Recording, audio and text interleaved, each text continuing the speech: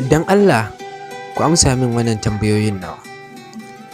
A ranar 17 ga watan 1, 2017, jirgin saman sojojin Najeriya ya faɗo da bom a sansanin 'yan gudun hijira da ke ƙauyen ƙaramar hukumar Bala Balge a jihar Borno, wanda ya yi sanadiyyar mutuwar sama da mutane 200 tare da raunana mutane 90.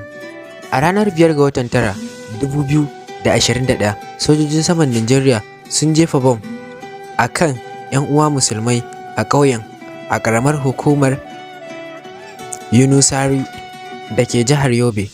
Wannan harin ya yi sanadiyyar mutuwar 'yan uwa musulmai sama da mutane 20 tare da raunana mutane 40.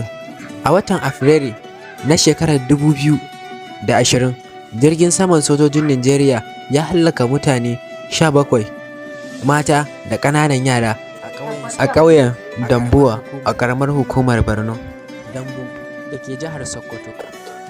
Bayan sati biyu da faruwar wannan, jirgin saman sojojin Najeriya ya sake hallaka masu sana'ar kamun kifi mutane 20 a ƙauyen Kwandar Damba Masara da ke ƙarfi Chadi.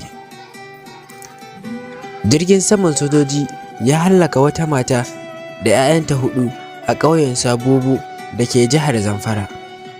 Jiya 4 ga watan 12, 2023, jirgin saman sojojin Najeriya ya jefa bom kan 'yan uwa musulmai a jihar Kaduna suna ƙaddamar da Maulidi, wanda ya yi sanadiyyar hallaka sama da mutane 126. Tambayan da nake so na yi wa gwamnatin Najeriya da rundunar sojojin saman Najeriya shine, me yasa duk wannan abun yake faruwa a arewa kaɗai? Me yasa duk wanda aka 'yan uwa musulmai yake faruwa? Shin rashin ƙwarewan aiki ne, ko ganganci ne, ko ana yaƙar arewa ne da musulunci a fakaice?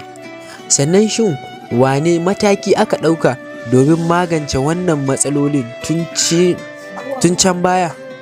Wani irin bincike aka yi domin sanin gaskiyar me ke jawo faruwar wannan? Shin an biya diyyar rayuwar waɗanda iftila'in ya afka a kansu? Shin me yasa ba a hukunta sojojin saman da ke wasa da rayukan al'umma fararen hula ba? Allah ya isar mana. Dan Allah ku yi ƙoƙari ku yaɗa wannan abun saboda 'yan uwa musulmai su ƙaru. Allah ya sa mu dace. Daga naku IBB Gombe, na gode.